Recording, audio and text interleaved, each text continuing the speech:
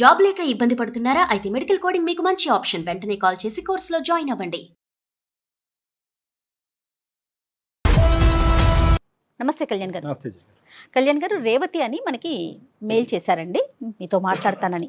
అక్కా చెల్లెల మధ్య ఇష్యూ అది ఏ స్థాయికి వెళ్ళిందంటే చాలా పీక్స్కి వెళ్ళిపోయిందనమాట. డెఫినెట్గా మీతో అర్జెంటుగా మాట్లాడాలని అనిపించింది. చిన్న చిన్న మనస్పర్ధలండి, బహుశా ఓపెన్గా మాట్లాడకపోవటం. ఎవరైనా ఏ రిలేషన్ అయినా అలాంటివే రీజన్స్ ఉంటాయా అనిపిస్తూ ఉంటుంది నాకు. అన్ని రిలేషన్షిప్స్ లో సానుకూలంగా స్మూత్ గా వెళ్ళే రిలేషన్షిప్ అక్క చెల్లెలదమ్మా, చాలా వరకు అండర్స్టాండింగ్ ఉంటుంది. కానీ వాళ్ళదే మన వరకు వచ్చిందంటే కనుక ఖచ్చితంగా ఇక్కడ ఏదో క్లిష్టమైన సమస్య అయి ఉండాలి. అవును, ఒకసారి కాంటాక్ట్ చేయండి. అమ్మాయి పేరు ఏంటండి? రేవతి అండి. రేవతి. హలో. హలో, ఎవరండి? నమస్తే అమ్మా, నేను జయాని అందమైన జీవితం ప్రోగ్రామ్ నుంచి కాల్ చేస్తున్నాను. నమస్కారం మేడం. ఓ మీరా మేడం? రేవతి, బాగున్నారా? బాగున్నాను మేడం. నేను అసలు ఎక్స్పెక్ట్ చేయలేదు మేడం మీరు నాకు కాల్ చేస్తారని. Thank you madam, thank you so much అండి. ఇప్పుడు నాతో పాటు మరి డాక్టర్ కళ్యాణ్ గారు ఉన్నారమ్మా. నువ్వు నాకు మెయిల్లో పెట్టిన విషయాన్ని ఒక్కసారి క్లియర్గా డాక్టర్ గారితో చెప్తావా? ఓకే మేడం, చెప్తాను మేడం. హలో రేవతి. నమస్కారం సార్. నమస్తే అమ్మా. నమస్తే, చెప్పమ్మా. మేము ముగ్గురం సార్. నాకు మా అక్క పేరు పద్మావతి, తమ్ముడు పేరు శ్రీను సార్. మాకు చాలా మిడిల్ క్లాస్ ఫ్యామిలీ సార్. అక్కకు నాకు 8 years గ్యాప్ ఉంటుంది సార్. ఓకే. తమ్ముడికి నాకు 2 years గ్యాప్ సార్. ఏం చేస్తున్నావమ్మా? నేను డిగ్రీ ఫైనల్ ఇయర్ చదువుతున్నాను మేడం. సార్ మా అక్కకి పెళ్లి అయిపోయింది సార్. మా బావగారు చాలా మంచోరు మేడం. ఓకే. పిల్లలు ఉన్నారమ్మా? ఒక బాబు ఉన్నాడండి, తన పేరు చింటూ. ఓకే. మేము చిన్నతనంలోనే మా తల్లిదండ్రులు మేము కోల్పోయామండి. అప్పటి నుండి మా అక్క, మా బావ, మా అమ్మ నాన్న ప్లేస్ లో మమ్మల్ని చాలా బాగా చూసుకున్నారు మేడం. నీకే వయసు అప్పుడు అమ్మ నాన్నని కోల్పోయావు? నాకు 13 సంవత్సరాలు ఉన్నప్పుడు మా అమ్మ నాన్న చనిపోయారు సార్. ఎలా చనిపోయారమ్మా? యాక్సిడెంట్ లో చనిపోయారు సార్. మరి ఎలా అమ్మా, ఎవరు చూసుకున్నారు అప్పటి నుంచి? అప్పటి నుంచి మా అక్క బావే చూసుకున్నారు సార్. మా బావగారు చాలా మంచోరు సార్. ఇంకా వాళ్ళే అమ్మ నాన్న మమ్మల్ని చదివించారు సార్. మాకు డ్రెస్సులు కానీ ఎవ్రీథింగ్ మా బావ మొత్తం వాళ్ళిద్దరే. తమ్ముడు డిగ్రీకి వచ్చిన తర్వాతకి ఒక అమ్మాయిని మా ఇంటికి తరచుగా తీసుకొస్తుండేవాడు సార్. ఫ్రెండ్ అని చెప్పి పరిచయం చేపించాడు అనమాట మా అందరికి. ఓకే.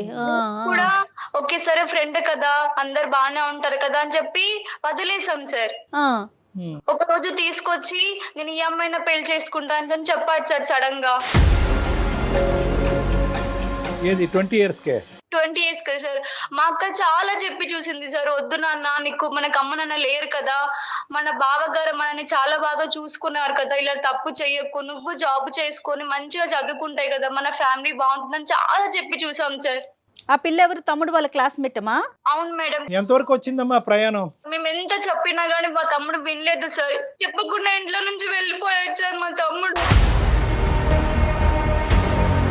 ఎంతకాలం అయిందమ్మా ఇది జరిగి? 10 నెలలు అవుతుంది సార్. అంతే. తమ్ముడు ఇలా వెళ్ళిపోవటంతో అక్క ఎంత మనస్తాపం చెందిందమ్మా? అక్క ఏమైనా డిప్రెషన్ లోకి వెళ్ళిందా? తనలో తాను ఉందా లేదా? తన ప్రస్తుతం ఆ అంశం బట్టి తన పరిస్థితి ఏంటి? తమ్ముడు వెళ్ళిపోయినప్పటి నుంచి అక్క చాలా ఏడ్చింది సార్. మేము కూడా చాలా ఏడ్చాము. వాడి కోసం వెతికాం సార్. వాడి నుంచి మాకు ఎటువంటి ఆచుకోలేదు సార్.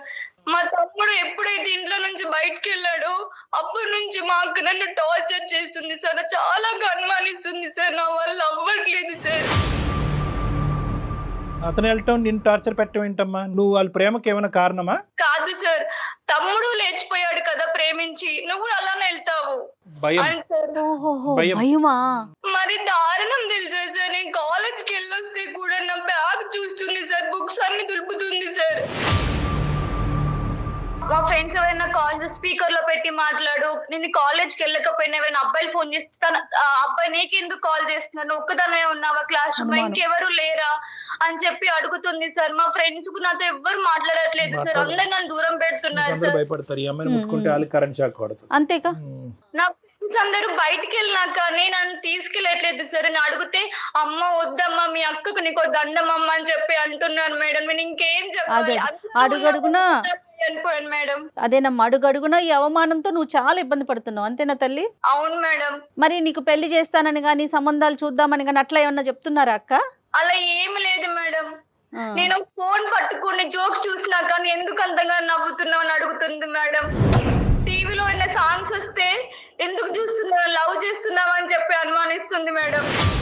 ఇక ప్రతిదీ ఆవిడ కనెక్ట్ చేసేసుకుంటున్నారు.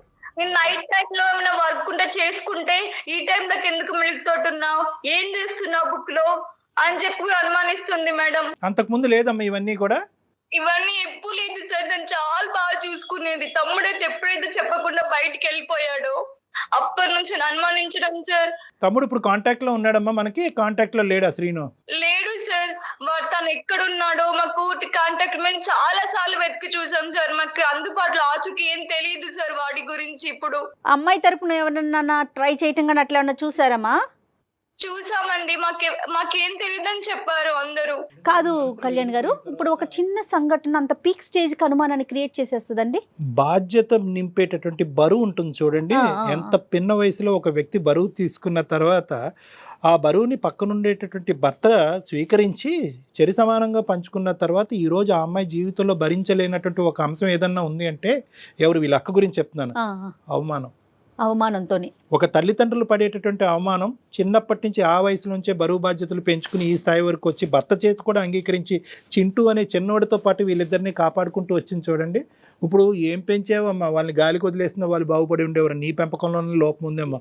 తల్లిదండ్రులు లేకపోవడం ఒక దురదృష్టం అయితే నువ్వు దగ్గరుండి పెంచడం ఇంకో దురదృష్టం ఏమనేటటువంటి అవమానం. అది అక్కడ జరిగేటటువంటి అవమానంలోంచి వచ్చే భయం, భయంలోంచి వచ్చే అనుమానం. సరే, మనము ఇంకా ఏం ఇంకా అంతేనమ్మా. అంటే ఈ అనుమానం అనేటటువంటిది నాకు నచ్చట్లేదు అక్క, దయచేసి నన్ను నమ్ము అని చెప్పి నీ మనసులో ఉన్న బాధను ఎప్పుడైనా అక్కకి ప్రేమగా చెప్పావా? చెప్పడానికి చాలా ప్రయత్నించాను సార్. నువ్వు చేసిన తప్పుకి కప్పు పుచ్చుకుంటున్నావు అంటుంది సార్. ఇంకా చెప్పడం కూడా మానేశాను సార్. కానీ ఒక పాయింట్ టు బి నోటెడ్ కదమ్మా రేవతి, తమ్ముడు ఇలా చేస్తాడని చెప్పి నువ్వు కానీ అక్క కానీ ఎక్కడా కూడా కల్లో కూడా అనుకోలే కదా? అనుకోలేదు సార్. ఓకే, సో అది అందరికి ఒక పెద్ద షాక్ అయిపోయింది, నీకు కూడా కదా? అవును సార్. నేను ఎందుకనంటే సార్ మా అక్క నన్ను చాలా బాగా చూసుకుంటుంది సార్. ఇప్పుడు అలా ఎవరు సార్ ఇప్పుడు చూసేది? బావ కూడా చాలా మంచోరు సార్. మా తండ్రి స్థానం తీసుకుని చూసుకున్నాడు. తమ్ముడు చేసిన పాపం నీకు శాపం అయింది అంతే. మరి ఇప్పుడు బావ పాత్ర ఏంటి నాన్న? అప్పుడు తమ్ముడు ఇట్లా చేయటం వల్ల ఆయన ఎలా ఉంటున్నారు? నీతో అక్కలాగానే బిహేవ్ చేస్తున్నారా? ఆయన నార్మల్ గానే ఉంటున్నారా? బావగారు కూడా అలానే అన్నారంటే సార్ మా అక్కతో. మా అక్క వచ్చి మాకు చెప్పేది, మీ తమ్ముడికి తమ్ముడు వెళ్ళిపోయాడు కదా. తమ్ముడు అంటే కనుక మీ ఇద్దరికి ప్రత్యేకంగా అక్కకి చాలా అటాచ్మెంట్. ఎందుకంటే దగ్గర దగ్గర వాళ్ళిద్దరి మధ్యన 10-12 సంవత్సరాలు తేడా ఉంది కదా. సో ఆటోమేటిక్గా ఏంటంటే వాళ్ళ అక్క తమ్ముడు అనే దానికంటే తల్లి కొడుకుల్లాగా ప్రయాణము. చింటూ ఎంతో తమ్ముడిని కూడా అలాగే చూస్తుంటది. సరేనమ్మా, ఇవన్నీ నడుస్తున్నాయి. ఇప్పుడు మాకు ఫోన్ చేయడానికి కారణం ఏంటమ్మా? సార్ ఇవన్నీ నేను తట్టుకోలేకపోతున్నాను సార్. మరి లంచ్ బాక్స్ తినకుంటే కూడా ఎవరితో బయటకు వెళ్ళావు అని చెప్పి అనుమానిస్తుంది సార్. ఇక ప్రతి అడుగుని ఆవిడ అనుమానంగానే చూస్తున్నారు, అంతేనమ్మా? అవును మేడం. నేను మా అక్క వాళ్ళ బాబు కోసం చాక్లెట్స్ తీసుకొచ్చిన కానీ నీకు ఎవరిచ్చారు చాక్లెట్స్? ఇప్పుడు వీడి పైన చెప్తున్నావు అని కూడా అంటుంది మేడం. అది అసలు చాలా కష్టం కదా కళ్యాణ్ గారు. అంటే యూజువల్గా ఏంటంటే, అంటే నేను correct me if I'm wrong Revathi, నేను యూజువల్గా ఏంటంటే ఇలాంటి సంఘటన జరిగిన తర్వాత 1-2-3 నెలలు 4 నెలల పాటు అదే ఆలోచనలో ఉండటం వల్ల తీసుకోవాల్సిన జాగ్రత్తలు అన్నీ తీసుకున్న తర్వాత అనుమానాస్పదంగా ప్రవర్తించడం, ఇదేంటంటే అమ్మా నాన్నలు పిల్లల మీద చూపెట్టేటటువంటిది అయ్యి ఉండొచ్చు, అక్క అన్నయ్యలు తమ్ముడు చెల్లెల మీద చూసేటటువంటి. అంటే అరే ఇది ఒక సంఘటన జరిగింది కదా, మళ్ళీ ఇటువంటి సంఘటన ఇంట్లో పునరావృతం కాకూడదని చెప్పి. కానీ ఎక్కడో చోట కొంత ప్రయాణం చేసిన తర్వాత, ఒక 3-4 నెలలు ప్రయాణం చేసిన తర్వాత అడగవలసిన ప్రశ్నలన్నీ అడిగి చెకింగ్లన్నీ చేసిన తర్వాత వాళ్ళకి ఒక నమ్మకం వచ్చి ఇటువంటి అనుమానం అనేది చల్లబడుతుంది.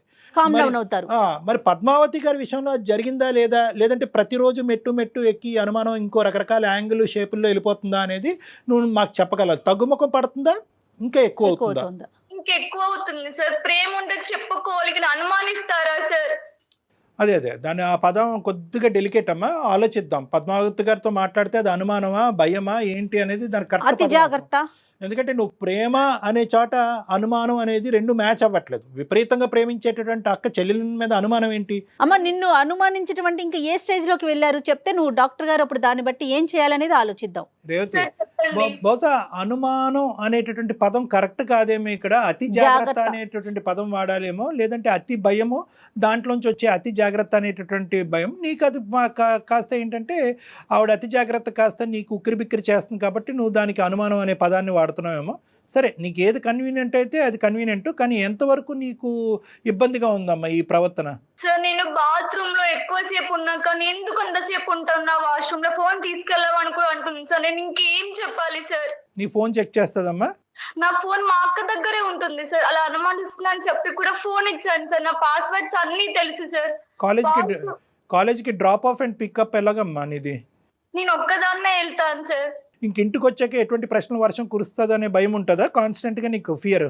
నాకు ఇంటికి వెళ్ళామంటే చాలా భయం వేస్తుంది సార్. కాలేజ్ అయిపోయి ఇంటికి వెళ్ళడానికి చాలా టైం తీసుకొని భయపడుకుంటూ వెళ్తాను సార్. ఈ రోజు ఏమంటుందో మళ్ళీ ఇంకెంత బాధపడాలో అని చెప్పి నా బ్యాగ్ కూడా చెక్ చేసింది సార్. నేను ఏం చెప్పాలి నాకు అర్థం అవ్వట్లేదు సార్. మరి కాదు నాన్న, నువ్వు ఎందుకక్క ఇట్లా బిహేవ్ చేస్తున్నావు అని అట్లా ఏమన్నా నువ్వు ఒకసారి అడిగావా? అడిగాను మేడం, చాలా అడిగి చూసాను, కానీ నా మాట వినిపించుకోవట్లేదు మేడం. బావతో చెప్తే ఎలా ఉంటుందో, బావ అక్క ఇలా ప్రవర్తిస్తుంది, నాకు ఆ ఉద్దేశం లేకపోయినా ఇటువంటి ఆలోచన నాకు ఇబ్బందికరంగా ఒక్క మాట చెప్పలేకపోయావా?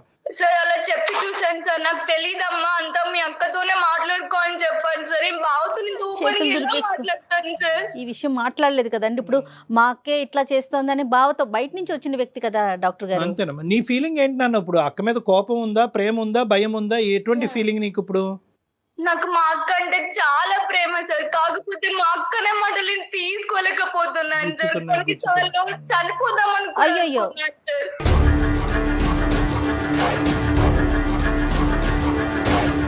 అదేం కాదులే అమ్మ రేవతి, ఇది బేసిక్ మిస్అండర్స్టాండింగ్. బహుశా అక్క పాయింట్ ఆఫ్ వ్యూలోంచి ఏంటి అనేది మనం ఒకసారి ఆలోచించగలిగితే కనుక ఇష్యూని రిజాల్వ్ చేయొచ్చు. నీ పాయింట్ ఆఫ్ వ్యూలోంచి అనుమానం, కానీ వాస్తవానికి అక్క మనసులో ఏం పరిగెడుతుంది అనేది కూడా మనం కనుక్కోవాలి. ఒకసారి మరి అక్కకి లైన్ కనెక్ట్ చేయమా, చెప్పు ఇట్లా మేము ఉన్నామని చెప్పి. ఓకే మేడం, చెప్తాను, మాట్లాడదాం. అందరూ ఉంటూనే ఏకాకి అయిపోవటం ఇదే. ఈ అమ్మాయి ఏంటంటే అందరూ ఉన్నారు, సడన్ గా ఇప్పుడు ఏంటంటే తల్లిదండ్రులు లేకపోతే అన్నయ్య, అక్క ఉంది, తమ్ముడు ఉన్నాడు, బావున్నాడు. ఇప్పుడు సడన్ గా తమ్ముడు లేడు, అక్క లేదు, బావ లేదు, స్నేహితులు లేరు. తల్లిదండ్రులు ఉంటే ఆ అమ్మాయి అంత బాధ్యత తీసుకునేది కాదేమో. తల్లిదండ్రులు లేకపోయేసరికి ఆ స్థానం తను తీసుకునేసరికి. హలో హలో అక్క. హలో మా చెప్పు రేవతి. ఏం చేస్తున్నావు అక్క? నేను ఇంట్లోనే ఉన్నాను, నువ్వు ఎక్కడున్నావు? కాలేజ్ లో ఉన్నానక్క. తిన్నావా అక్క? తిన్నానమ్మా. చింత ఏం చేస్తున్నాడు? వాడు ఆడుకుంటున్నావు. ఓకే రేవతి అక్క చెప్పక్క. నువ్వు ఎక్కడున్నావు? సౌండ్ అక్కడ బాయ్స్ సౌండ్ వస్తుంది. నేను కాలేజ్ లో ఉన్నానక్క. ఏంటక్క ప్రతిసారి ఫోన్ చేసినప్పుడు ఇదే మాట అడుగుతావు? నేను ఇంకెక్కడికి వెళ్తానక్క? కాలేజ్ లోనే కదా నేను ఉన్నది. కాలేజ్ లో బాయ్స్ ఉన్నారా అక్క? అవునమ్మా ఉన్నారు, కరెక్టే, లేదని కాదు. నీ పక్క నుండి సౌండ్ వస్తుందని అడుగుతున్నాను, దాంట్లో తప్పేముంది? మేము ఇక్కడ బయటకు వచ్చామక్క వాష్రూమ్ కి. గ్రౌండ్ లో చాలా మంది ఉంటారు కదక్క, పక్క పక్కన వాయిస్ వినిపిస్తే నేనేం చేయాలక్క? ప్రతిసారి ఎందుకక్క ఇలా మాట్లాడి టార్చర్ చేస్తున్నావు? టార్చర్ అని ఎందుకంటున్నావు అమ్మా నువ్వు? నీకు నేను టార్చర్ ఏం పెడుతున్నా అడిగాను కదా. నేను అక్కడ బాయ్స్ ఉన్నారు ఏంటి అని అడిగాను, అయితే దానికి టార్చర్ అని ఎట్లా అనుకుంటావు నువ్వు? ఒక్కసారి అడగాలక్క. ప్రతిసారి రోజు ఇదే మాట్లాడి, ఎప్పుడు కాల్ చేసిన పక్కన ఎవరు వాయిస్ ఏంటక్క ఇది? నాకు నేను ఒక్క నిమిషం ఉండు. నువ్వు ఒకవేళ మీ గర్ల్స్ ఎవరైనా ఫ్రెండ్స్ మాట్లాడితే నేను అడుగుతానా? బాయ్స్ సౌండ్ వస్తేనే కదా నేను అడిగేది నిన్ను. నా జాగ్రత్తలో నేను ఉంటున్నా, బయట జరుగుతున్నది అన్ని చూస్తున్నాను కాబట్టి నేను అలా అడుగుతున్నా. నీకెందుకు అనిపిస్తుంది అట్లా నేను టార్చర్ పెడుతున్నా నిన్నని? అదే అక్క, అది కూడా కరెక్టే అక్క. నువ్వు నాకు చెప్పి చూడాలి కదా అక్క. ప్రతిసారి అబ్బాయిల వయసు ఎందుకు? క్లాస్ రూమ్ లో లేని కొంచెం బయటకు వచ్చాను, గ్రౌండ్ లో అబ్బాయిల మాట వినిపించదా అక్క? ఇప్పుడు నువ్వేమన్నా నేను అడిగినప్పుడు నేను కాలేజ్ లో ఉన్నాక నువ్వు బయటకు ఉన్నా అన్నావా? నేను వాష్రూమ్కి వచ్చినాక ఇక్కడ బయట ఉన్నా, నేను కాల్ చేసినా అంటే నేను ఆగిపోయేదానిగా. నువ్వు అట్లా అనలే కదా కాలేజ్ లో ఉన్నా అన్నావు, అందుకు నేను అడిగినా. అదే గ్రౌండ్ లో ఉన్నాం అక్క. గ్రౌండ్ లో చాలా మంది ఉంటారు కదా అక్క, వాయిస్ వినిపించదా అక్క? సరేలే దానికి ఎందుకు అంతగానం ఇదవుతున్నావు నువ్వు? నేను అడిగినాను కదా, నీకు అంతే కదా. ఇప్పుడు దానికి అంతగానం టార్చర్ గా నువ్వు ఎందుకు ఫీల్ అవుతున్నావు? అలా అని కాదక్క. ఇంటికి వస్తేనేమో నా బుక్ చూస్తావు, నా బ్యాగ్ ఓపెన్ చేస్తావు, తినకుంటేనేమో బయటికి వెళ్ళావు, నా ఫోన్ చూస్తావు, ఫ్రెండ్స్ ఎవరైనా కాల్ చేస్తే స్పీకర్ లో పెట్టి మనం మాట్లాడుతావు. ఎవరైనా మా క్లాస్ బాయ్స్ కాల్ చేస్తే వాడు నీకెందుకు కాల్ చేశాడు? క్లాస్ అయినాక అందరు మాట్లాడుకోరు అక్క. అన్నయ్య అని పిలువమంటావు అక్క చివరికి.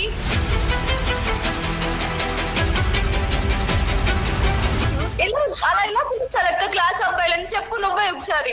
ఒకసారి ఆగమ్మా, నువ్వు అన్ని కానీ అసలు ఎందుకు అట్లా మాట్లాడుతున్నావు?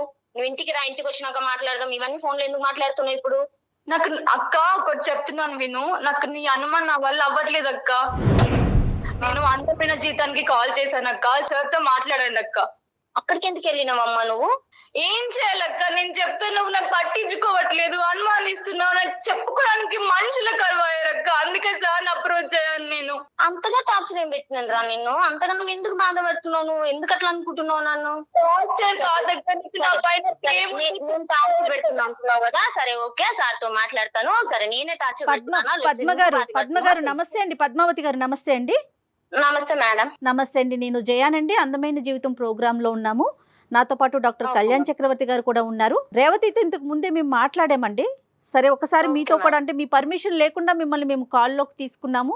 తను ఫోన్ మాట్లాడిన మొదటి నుంచి ఇప్పటి వరకు కూడా మా అక్క అంటే నాకు ప్రాణం, నేనంటే మా అక్కకి ప్రాణం, ఇదే చెప్తా ఉందండి. కానీ ఈ అనుమానం అనే ఈ పదాన్ని ఎంత ప్రాణము ప్రేమ వింటున్నామో, అనుమానం అనే పదాన్ని కూడా తను మొదలు పెట్టిన దగ్గర నుంచి అదే చెప్తా ఉంది. పద్మావతి గారు నమస్తే అమ్మా. నమస్కారం సార్. నమస్తే అమ్మా. ఫస్ట్ ఆఫ్ ఆల్ ఏంటంటే మీలాంటి మంచి వ్యక్తుల్ని అభినందించాలి, ఆశీర్వదించాలి. మీలాంటి వాళ్ళు ఈ భూప్రపంచం మీద మళ్ళీ మళ్ళీ పుట్టాలి అని కోరుకోవాలి. ఎందుకంటేనమ్మా చిన్న విషయం కాదు. ఎందుకు అంటే సుమారుగా మీకు ఎంత ఉంటాయి అప్పుడు 21-22 సంవత్సరాల వయసులో తల్లిదండ్రులు ఇద్దరు పోగొట్టుకున్నటువంటి ఇద్దరు పిన్న వయసులో ఉండేటటువంటి ఇద్దరు పిల్లల్ని మీరు కాపాడుకుంటూ ఈ మంచి విషయాలన్నీ మీ రేవతి చెప్పిందమ్మో, మాకు ఇంకో విధంగా తెలియదు.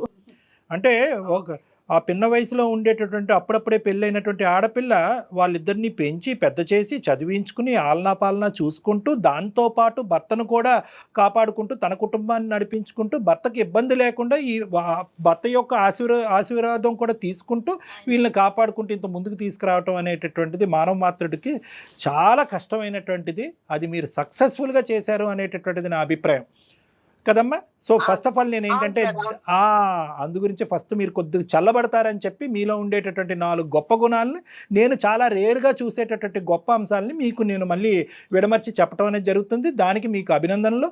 చాలా సంతోషం అమ్మా మీలాంటి వ్యక్తులతో మాట్లాడటం అనేటటువంటిది. రేవతి గారు ఈరోజు మాకు ప్రధానంగా కాల్ చేయడానికి ప్రధానమైనటువంటి అంశం ఏంటంటే అక్క ప్రేమ కరువయ్యిందో, లేదంటే అక్క అంటే నాకు ఇష్టం లేదనో, అక్క అంటే కోపంగా ఉందనో, మా ఇద్దరి మధ్య ప్రేమ ఇదివరకు ఉండేది ఇప్పుడు తెగిపోయిందనో ఉద్దేశం అన్నది కాదు. ప్రేమ అనేటటువంటిది ఈరోజు అవరోధులు దాటి, అంటే పరిధులు దాటి ఇంకో లెవెల్కి వెళ్ళిపోయిందండి. ఆ ప్రేమ అనేటటువంటిది కాస్త దాని యొక్క మీనింగ్ మారిపోయి అనుమానం అనేటటువంటి ఏరియాలోకి వెళ్ళిపోయింది అని చెప్పి ఆ అమ్మాయి బాధపడుతుంది. ఇది అనుమానం అంటారా, జాగ్రత్త అంటారా, ఏంటి అసలు మీకు జరుగుతుంది? అందులో ఏంటంటే ఆ అమ్మాయి చెప్పటమే కాకుండా ఇప్పుడు మేము లైవ్లో కూడా విన్నాం, పక్కన బాయ్స్ మాట వినిపిస్తూ ఉంటే కనుక అబ్బాయిల మాట ఎందుకు వినిపిస్తుంది? నువ్వు క్లాస్ రూమ్లో ఉన్నాను అని అన్నావు కానీ గ్రౌండ్లో వాష్రూమ్ దగ్గర లేనన్నావు కదా, నువ్వు చెప్తే కరెక్ట్గా చెప్పాలి కదా. నేను ఈ మాత్రం అనేటటువంటి దానికి నువ్వు అంత రియాక్ట్ అవ్వాల్సినటువంటి అవసరం ఏంటంటే మీరు మాట అంటున్నారు, ఆ అమ్మాయికి ఇబ్బందిగా ఉంటుంది, ఆ అమ్మాయి ఇబ్బంది పడటం వల్ల ఆ అమ్మాయి రియాక్ట్ అవుతుంది. అసలు ఏం జరుగుతుంది మీ ఇద్దరి మధ్యన? ఇప్పుడు మీరు విన్నారు కదా సార్, జస్ట్ నేను తనని అడిగాను ఏమని, ఎక్కడ ఉన్నావు అమ్మ అంటే కాలేజ్ లో ఉన్నాను, పక్కన వాయిస్ వస్తుందని అడిగాను సార్. నేను కాదనట్లేదు, ఎందుకంటే నేను జాగ్రత్త. ఆల్రెడీ మా తమ్ముడు మ్యారేజ్ చేసుకున్నాడు సార్. నేను ఇంత కష్టపడి ఇంత పెంచి ఇంత చేసినా గానీ వాడు నా మాట వినకుండా వెళ్ళి ఒక అమ్మాయిని మ్యారేజ్ చేసుకున్నాడు. వాడంటే సరే చేసుకున్నాడు, బాయ్ వాడు ఎట్లాగైనా ఇది చేసుకుంటాడు, మనకి వాడికి వదిలేసినాను. కానీ మా ఆడపిల్ల కదా సార్, రేపు ఇట్లాంటి పరిస్థితి వస్తే రేపు ఒక మంచోడు ఉండొచ్చు, మంచోడు ఉండకపోవచ్చు. నేను పడింది జాగ్రత్త తన కోసమే. ఇన్నేళ్ళు నేను పెంచి సాధిందాన్ని ఇప్పుడు ఎందుకు సార్ నేను ఆమెకు టార్చర్ ఇస్తాను? పాయింట్ టు బి నోటెడ్ అమ్మా, మంచి మాట మీరు అన్నారు. ఎందుకంటే ఇక్కడ ఒక చిన్న యుద్ధం జరుగుతుంది. అంటే ఏంటంటే ప్రేమ వల్ల నాకు వచ్చేటటువంటి హక్కులు, పెంచటం వల్ల నాకు వచ్చేటటువంటి హక్కులు అనేటటువంటి విధంగా నా బిడ్డల్ని నేను కాపాడుకోతే, నేను బిడ్డే అంటానమ్మా, నేను నీ చెల్లి అన్ను నీ బిడ్డ అంటాను, నీ బిడ్డను కాపాడుకునేటటువంటి హక్కు నాకు ఉంది అనేటటువంటి పదాలు మీరు అంటున్నారు. కానీ ఆ అమ్మాయి ఏమనుకుంటుంది అంటే కనుక తమ్ముడు అలా వెళ్ళిపోవటం అనేటటువంటిది అక్కకి ఎంత బాధగా ఉందో నేను ఇంకో అక్కగా నేను అంతే బాధపడుతున్నాను.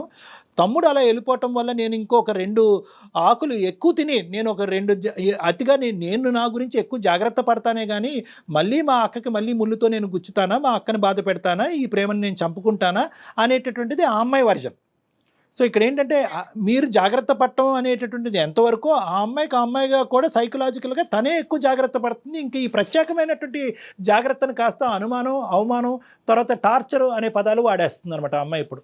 కాదండి పద్మావతి గారు, జాగ్రత్తగా ఇప్పుడు డాక్టర్ గారు చెప్పినట్లుగా నిజంగా మిమ్మల్ని తల్లితోనే పోల్చాలి. మీరు బిడ్డల్ని చాలా కంటికి రెప్పలాగా కాపాడుకుంటున్నారు, జాగ్రత్తగా చూసుకోవాలి. కానీ అతి జాగ్రత్త అనే విషయం చాలా అతిగా చేస్తున్నారు మా పెద్దలు అనే ఫీలింగ్ పిల్లలకు కలగకూడదు కదా.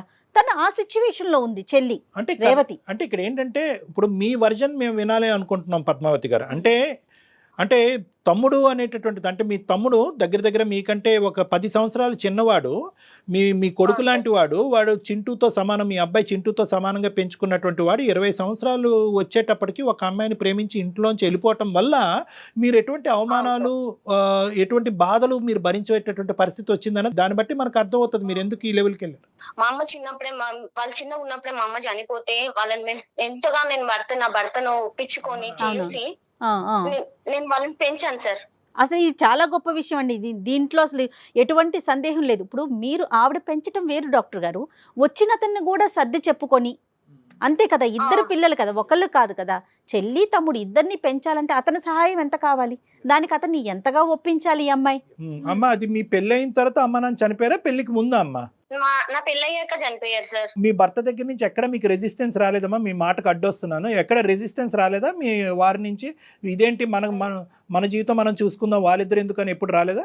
సార్ వచ్చాయి సార్, ఎన్నో వచ్చాయి, కానీ వాళ్ళకి ఎవరు లేరు కాబట్టి నేను నా భర్తను ఒప్పించుకొని నా భర్తతో మాటలు పడుతూ పిల్లల్ని సాదుకుంటూ వచ్చాను సార్. నేను ఇప్పటి వరకు ఇంత పెద్దగా చేసింది అందుకే సార్, ఎందుకంటే అమ్మ నాన్న ఉంటే నాకు ఇలాంటి పరిస్థితి ఉండేది కాదు.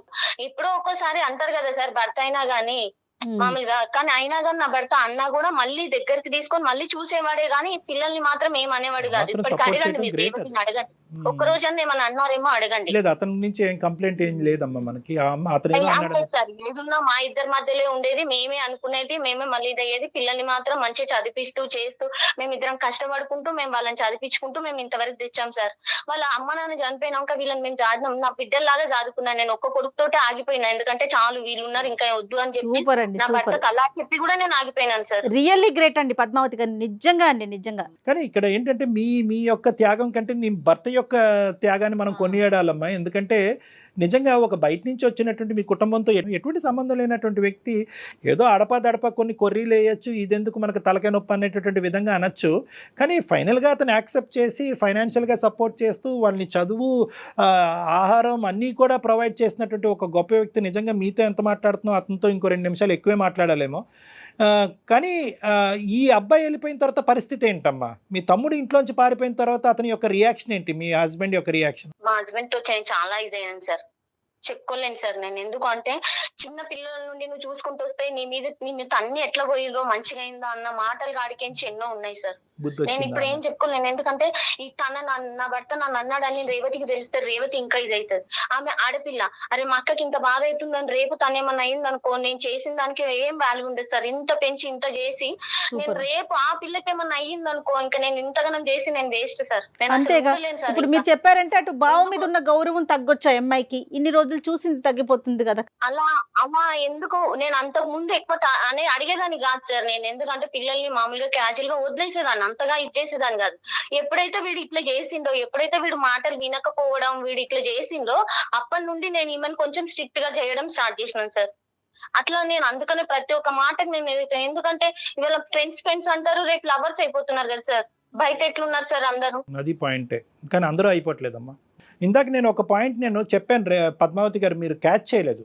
అంటే ఏంటంటే తమ్ముడు వెళ్ళిపోయినటువంటి బాధ పద్మావతి గారికి ఎంత ఉందో రేవతికి కూడా అంతే ఉంది. ఇప్పుడు ఈ రేవతి యొక్క అమ్మాయి యొక్క సైకాలజీ ఏంటి అనేటటువంటిది మా అందరికంటే బాగా తెలిసిన వ్యక్తి ఎవరన్నా ఉన్నారంటే అది పద్మావతి గారు. పుండుమే కారం జల్లుతుందా? జల్లదుగా.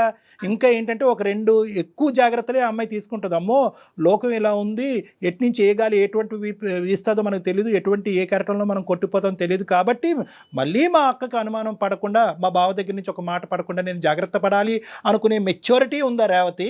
లేదా తమ్ముడు శ్రీను వెళ్ళిపోయినటువంటి పద్ధతిలో మనం కూడా వెళ్ళిపోదాము, లవ్ అంటే ఇంత గొప్పగా ఉంటుందేమో, మనం కూడా ఇందులోంచి బయటపడిపోయి మనం కూడా స్వేచ్ఛను అనుభవిద్దాం అనేటటువంటి సైకాలజీయా? రేవతి సైకాలజీ ఏంటి మీరు చెప్పండి.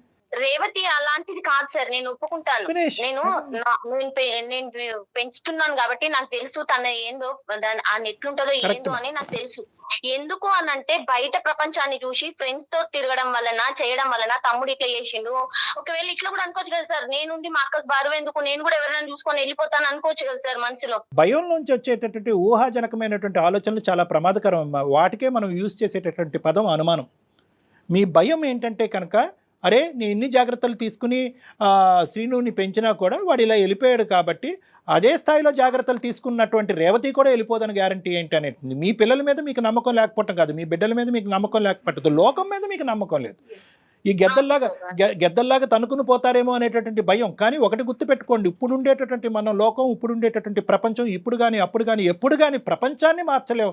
మనం కన్నటువంటి మనం నమ్మకాన్ని మనం ఎప్పుడు కాపాడుకుంటూ ఉండాలి. మీ నమ్మకం ఒకసారి దెబ్బతింది, కానీ ప్రతిసారి ఆ నమ్మకం దెబ్బతింటుందా? ప్రతిసారి మీ పెంపకం తప్పుదో పడుతుందా? ఇదంతా వాడు అలా వెళ్ళిపోవటం వల్ల ఈరోజు మీ పెంపకంలో లోపం అని అనుకోవాలా? కాదు. ఇక్కడ మీ పెంపకాన్ని వేలెత్తి చూపెట్టడానికి లేదు, అక్కడ లోకం వైపు వేలెత్తి చూపెట్టడానికి లేదు. ఈ రెండు అంశాలని మనం మార్చలేము, అవి ఎప్పుడు ఫిక్స్డ్ పాయింట్సే. ఎటొచ్చి ఏంటంటే కనుక క్యారెక్టర్స్ని అర్థం చేసుకోవటం అనేది చాలా ఇంపార్టెంట్.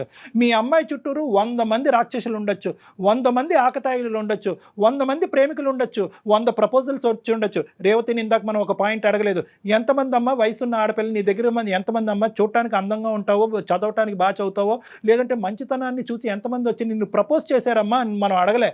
కానీ చాలామంది చేసుంటారు ఆ వయసులో ఉన్న ఆడపిల్లకి.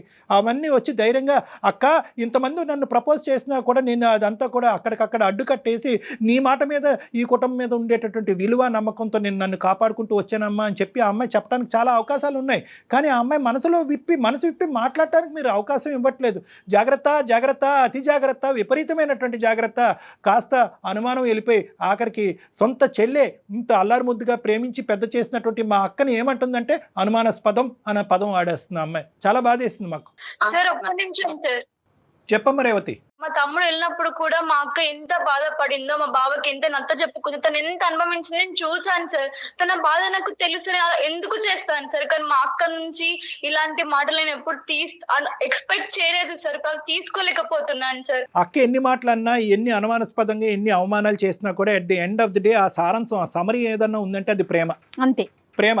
అక్క చేసినటువంటి త్యాగాలు పోల్చుకుంటే కనుక సమాజంలో వేళ్ళ మీద లెక్క పెట్టచ్చు ఎంతమంది ఈ బాధ్యత తీసుకుని ఇన్ని త్యాగాలు చేస్తారు. అక్కతో పాటు సరిసమానంగా ప్రయాణం చేసేటటువంటి బావ, వాళ్ళిద్దరూ దేవుళ్ళు లాంటి వాళ్ళు నీకు.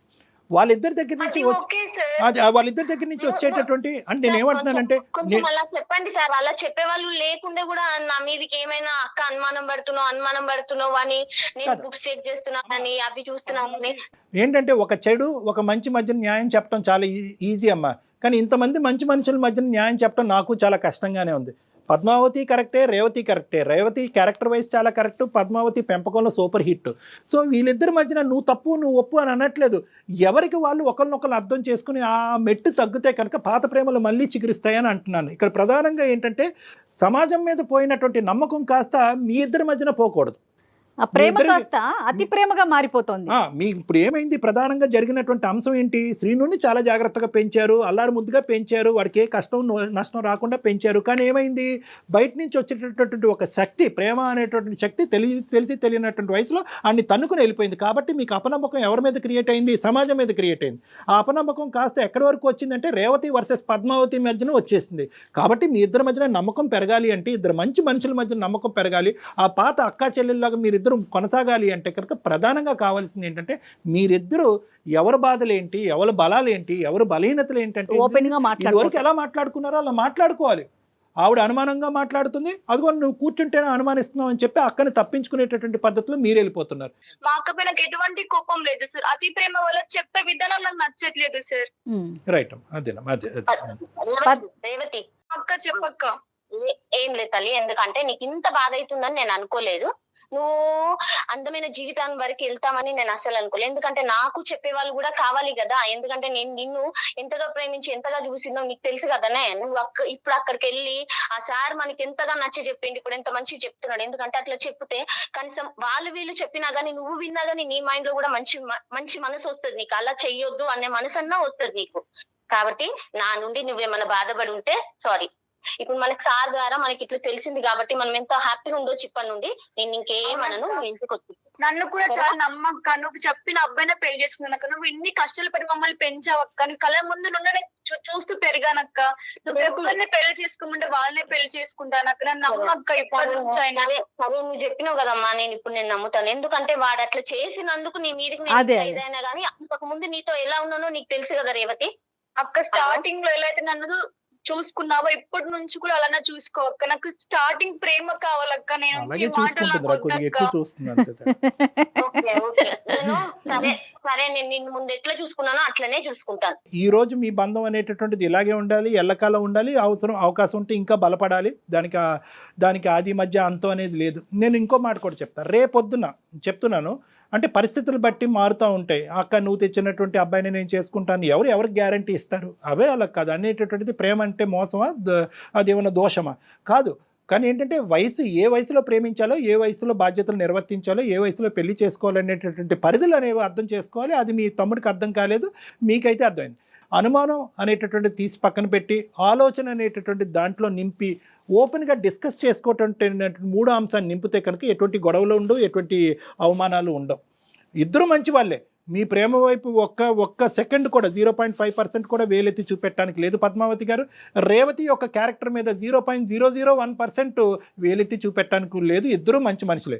కానీ సమయం, పరిస్థితులు, సమాజం బట్టి మార్పులు రావచ్చు. కాబట్టి ఏది వచ్చినా కూడా అటువంటి క్లిష్టమైన, ఈరోజు మేము చెప్పడం వల్ల మీరిద్దరూ హ్యాపీగా ఉన్నారు. రేపొద్దున ఇంకో ఛాలెంజింగ్ సిచ్యువేషన్ వచ్చినా కూడా మీరు ఎదురు కూర్చుని ఇదే నమ్మకం అనేటటువంటి బేస్మెంట్ మీద ఓపెన్గా మాట్లాడుకోండి, ఎటువంటి సమస్య ఉండదు. మాట్లాడుకోవటమే ప్రధానం. Okay thank you madam, thank you so much. Thank you, ma'am. మళ్ళీ మా అమ్మ లాంటి ప్రేమ నాకు తిరిగి ఇచ్చినందుకు సార్.